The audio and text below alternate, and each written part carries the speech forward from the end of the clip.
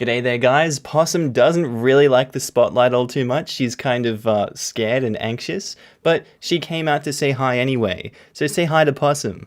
And welcome back to another episode of r/AmITheA. If you love today's bloody good content, I want you to sit back, relax, chuck a prawn on the barbie, and get ready for some bloody good content. Let's go. Posted by user Make Am I the A-hole Up. Titled, Am I the A-hole for wearing makeup as a mechanic?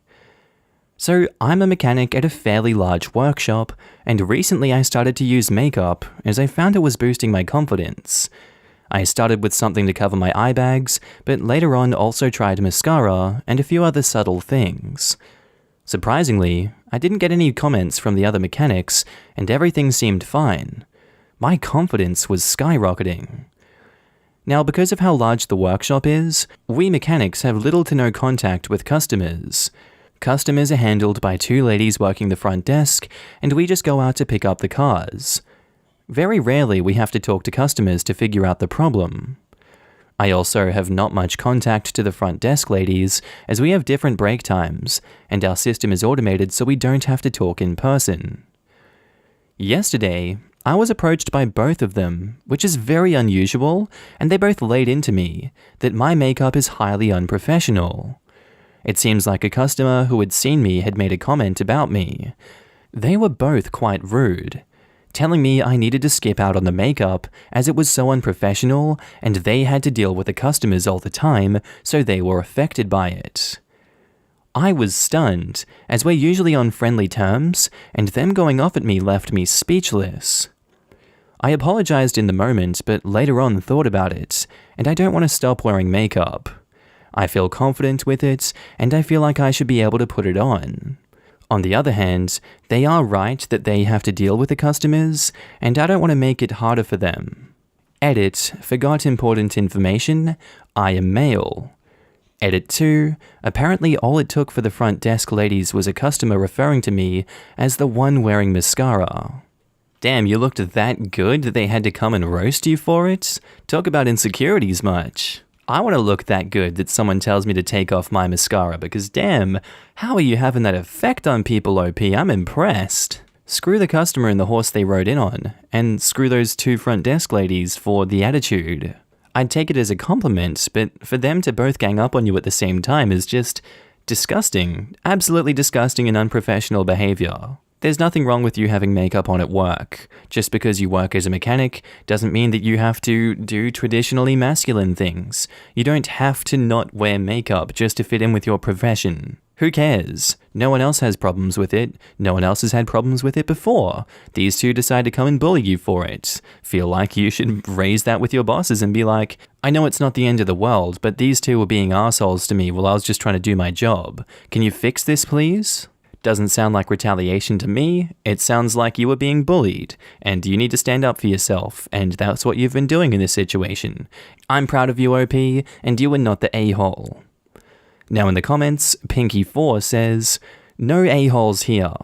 I am male. You can't blame the girls for being distracted from their work when you're looking this fine. It's on you to wield your power responsibly. Agreed. My first, very stammered apology in my new language was to say sorry for staring at my male neighbor's makeup. I wasn't trying to be rude. I was trying to figure out how he gets the winged eyeliner so even, because I sure as hell can't. We had a good laugh afterwards. Orchard at Midnight says, not the a-hole. I imagine these ladies wear makeup to work. How about if you criticized them for their choices? I'm sure they'd have you written up for disciplinary. So why the double standards? If some idiot bigot feels they have to complain about what their mechanics look like, then their life must be so very small. As a woman, I always thought that if a place of business decided that women have to wear makeup as a part of the required dress code when they aren't a business that deals in makeup, they better damn well have that men have to as well. And that goes for heels. Another comment further down unrelated to that one says, sorry, what? Some customer thought he should have an opinion about your appearance and talk to the desk ladies about your appearance? Then the desk ladies corner you and tell you how the customer and they think you should look. What the hell? Last time I checked, mechanical parts did not react to makeup, no matter who has it on. That's a hostile work environment. Go to HR or your boss. Unbelievable, not the a-hole. We don't even know if it was a complaint or a passing mention, and the ladies took it upon themselves to solve the problem. He made an edit. It wasn't even a complaint. Someone said the one with the mascara when referring to him, so they're just being catty biatches. Probably jealous, not the a-hole. This part sounds like the ladies made it up. If he's just popping in to pick up and drop off keys, as most mechanics do, then how would a customer even see the mascara on his eyes in those quick seconds? That doesn't make any sense. Anyway, on to our next post by user Throwaway Tattoo Appointment. Titled, Am I the a-hole for asking my tattoo artist to lower my price for my tattoo after she constantly got up to go to the bathroom? So, my tattoo artist charges $125 an hour. My tattoo was done by the hour, and in the end, I was there for a little over 2 hours. So in the end, before a tip, my tattoo was $270. I wouldn't have had an issue with this, but my tattoo artist had gotten up 7 times to use a bathroom and was gone for at least 5 minutes each time and left her timer going. I asked if there was any way that I could get the time that she was in the bathroom taken off, and she made a face and then kindly said no. I didn't argue, so I just paid for my tattoo, but left a lower tip than usual. She emailed me this morning and asked me not to book with her anymore because she said that I disrespected her and her work. I'm upset because she does amazing work, but I don't feel like I was wrong. If she had gotten up once or twice, I wouldn't have cared. OP has offered the following explanation for why they think that they might be the a-hole. I feel like I may be the a-hole because maybe this is normal? I feel I may have disrespected her choices and rates, and maybe I did disrespect her as an artist. I've gotten multiple tattoos before from a few different artists and have never had this experience. It possibly was rude that I asked to reduce the price. Okay, personally, I don't think it was rude to ask to reduce the price. 7 times with a minimum of 5 minutes each time is, if we're going to go at best, it's 35 minutes of free labor that she was getting while she was in the toilet. No normal employer, especially something like McDonald's, which I bring up a lot, would let you be away for 35 minutes. You would get a write-up, you'd get a warning for that. Yeah, you'd still be paid, but you're not being paid $125 an hour for that job. She needs to take initiative over herself and respect your time and respect herself. Who does she think she is, attacking you for that, telling you not to come back and making this a you problem? That's projecting, that's gaslighting, that's shifting blame, that's whatever word you want to call it. I want to call it repulsive behavior on her end, and she deserves whatever negative attention comes her way from this. Be it a bad Yelp review, be it you tarnishing her reputation, or quote-unquote tarnishing her reputation, she's the one destroying it in this instance. She has shown that she's not professional when it comes to dealing with customers and relationships, so why should you pay her a generous tip? Why should you be expected to pay for 35 minutes of time that she was away on the toilet? That doesn't make any sense to me. I'm going not the a-hole for this one. Now in the comments, Apprehensive Rip 529 says, not the a-hole. You should reply and provide a review on Yelp and other sites that of your 2 hours for which you were fully charged, she spent nearly 40 minutes of it in the bathroom on 7 trips and did not stop the clock. That's a definition of being unprofessional.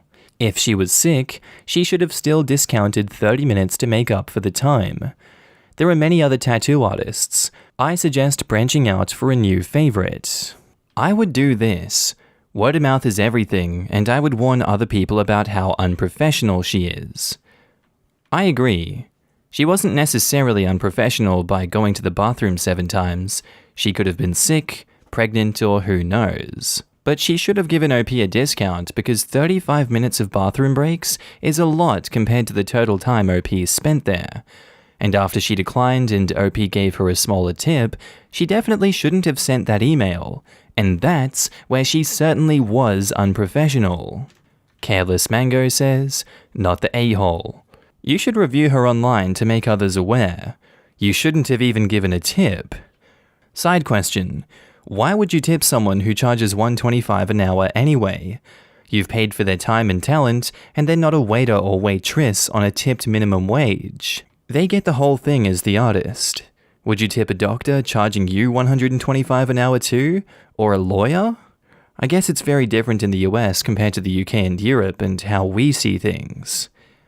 I agree that OP shouldn't have tipped this particular person, but in the US, it's standard to tip service workers, especially those who are providing a personal service like tattooing, waxing, barbering, hair care, nail care, massaging, etc.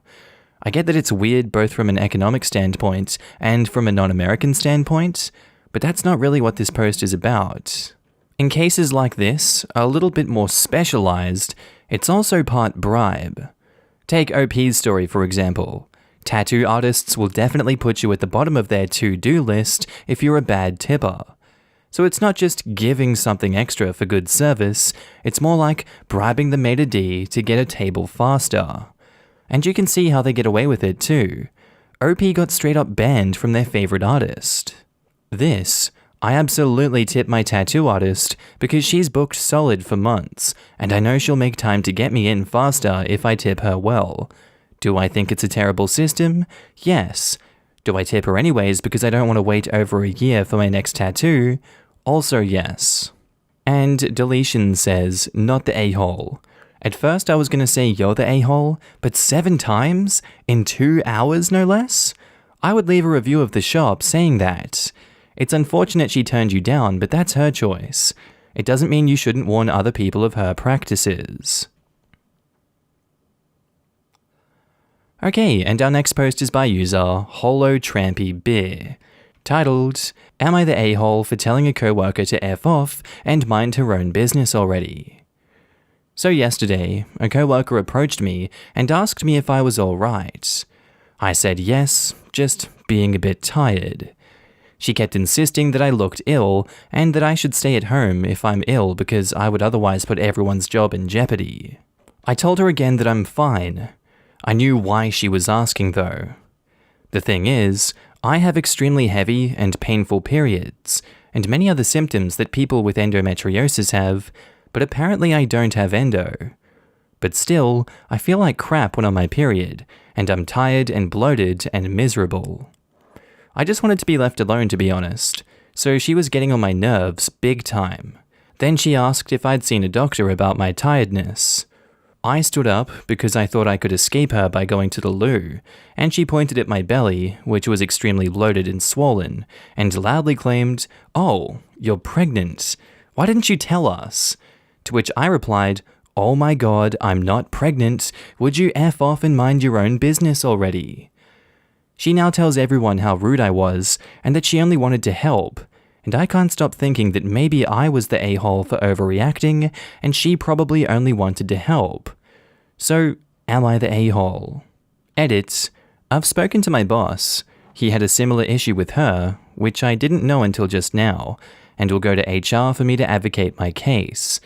He knows how hard it is for me to work during my period. He's actually once called an ambulance because I collapsed due to blood loss, so he's really ticked at her for being so insensitive about something that's not even her damn business. Also, yes, I've had the laparoscopy. Is that the right word? In my tongue it's called belly mirroring, so I'm quite unsure. To rule out endo. I've not completed diagnosis though, we are still searching for the reasons of my problems, but due to the lockdown, my appointments had to be postponed. And thank you all so much for your encouragement and kind words. Now in the comments, Tesseract Ann says, she harassed you about a medical condition and then loudly claimed that you were pregnant without receiving confirmation or consent to talk to others about it. Not the a-hole. She's just as nosy as she sounds if she's talking about it to others. You could have been more diplomatic, but she was way out of line. When being harassed, I don't see a point in needing to stay nice. Telling a harasser to F off is perfectly fine in my honest opinion. Morally, you're probably right there, but it's definitely easier for yourself in the long term, especially in a work environment, to soften the blow slightly. I don't think it's easier to soften down and then having to deal repeatedly with that kind of harassment.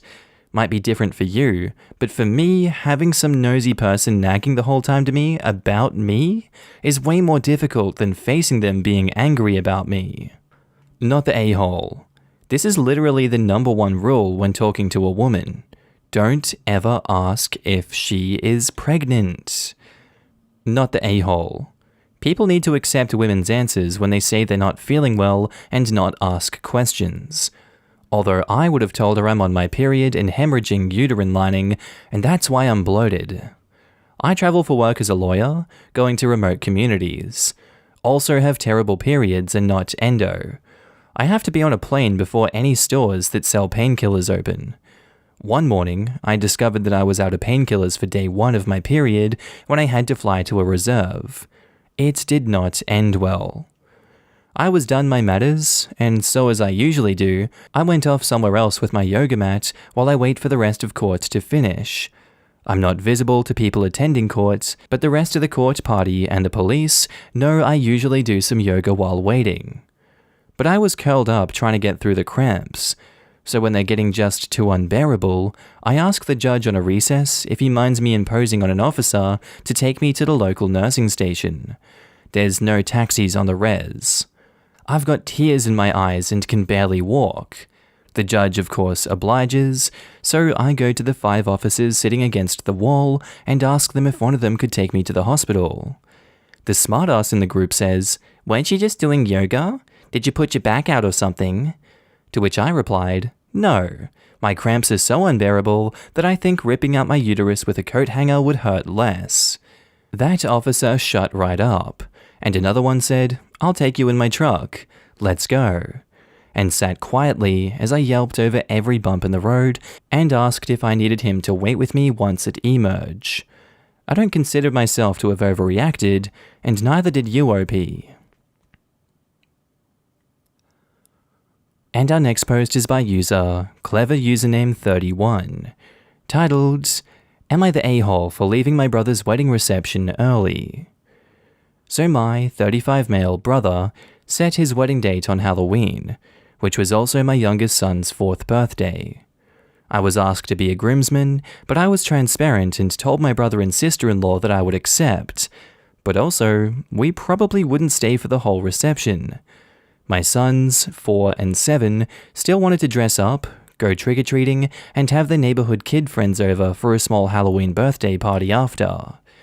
Weirdly, my brother and sister-in-law never really acknowledged that I said that we'd be leaving early, and said it more than once over the months after they set the date. They always just kinda skirted around the topic, so I said screw it. If it was a problem, they'd say something. My wife was nervous about this. She agreed we'd leave, but still felt guilty. I, however, did not. They planned their wedding on a holiday and on their nephew's birthday. They had to have expected this, and I was sure we wouldn't be the only ones with kids leaving early. The day of the wedding, my mum pulls me aside and asks, "Are you sure you want to leave the reception early?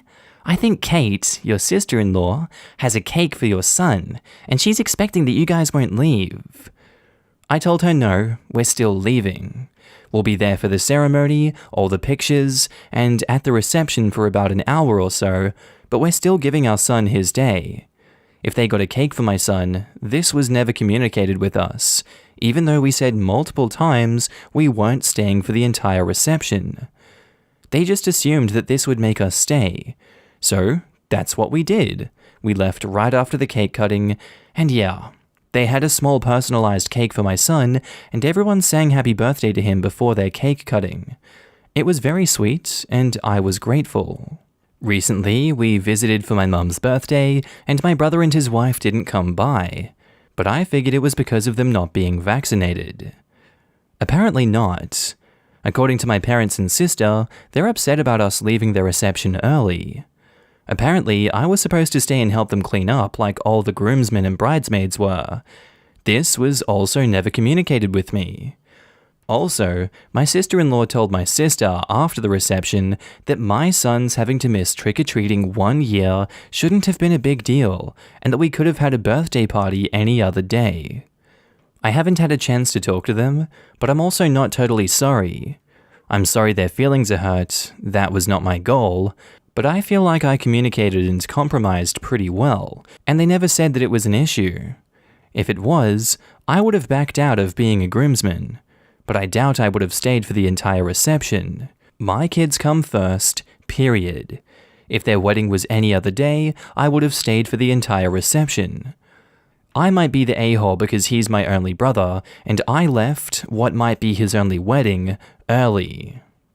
So I feel like this is an easy not the a-hole judgment here because the failure of communication from the brother is not OP's fault, and then being so petty and complicated behind his back and making such a big deal of it only makes the brother look like more of an asshole to me. Like, cool, you're just gonna act like a child behind my back when I was telling you, hey, we're planning to leave. Hey, we're not able to do it, I'm sorry. We want my son to have a birthday. And you're like, yeah, that's fine. I'm just not gonna show you any form of communication and then I'm gonna crap talk you behind your back because that's a normal thing to do. OP, you shouldn't feel bad about leaving the wedding early. These people were being unreasonable, and they continue to be petty and unreasonable, so why should you feel bad? Not the a-hole. Now in the comments, Northern Lit Up says, not the a-hole. Ignoring someone is not a form of conflict resolution. If they had an issue with your plans to leave early, they could have and should have addressed it much sooner instead of buying a cake for your son without communicating at all. That's some passive-aggressive nonsense right there. If they can't talk about it with OP directly, and this is all second-hand gossip from others, I would ignore all the talk and carry on as if everything is normal. If they can't be honest with OP, and they prefer to talk behind their back, that says a lot about their character. If pressed by anyone, I'd reply shocked that anyone would be upset with a 4-year-old for celebrating his birthday and flip it back on them. Yeah. At 4 years old, it's possible that this would be the first birthday where the son actually understands that his birthday is coming up and wants to pick what they do to celebrate it. Can you imagine telling a kid that age, no, we can't do the once-in-a-year event you want to do for your birthday. We have to go to Uncle's adult party all night and help him clean up afterwards. And they already made plans with the neighborhood kids for the party. Were they supposed to let these kids show up for the party that they were invited to find an empty house? How disappointing would that be? And further down, our boy Daddy Mutton Chop says, not the a-hole. 1. Halloween is a major holiday depending on where you are. 2. It's your son's birthday. Your brother knew this for X years. And 3. You gave him a warning ahead of time that you wouldn't stay for the entire wedding to celebrate your boy and Halloween. Not the a-hole. You told them multiple times that you were going to leave early. They chose to ignore this and then try to make you stay via mom and the son's cake. It's sneaky and manipulative. The only people a wedding really matters to is the folks getting married. For everyone else, it's just another event they have to plan for. Sure, your son could miss a Halloween, but why? Because the couple is selfish?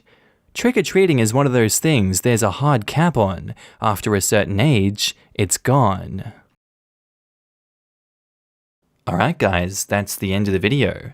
Friendly reminder that I'm now posting daily on my second channel, Markee 2.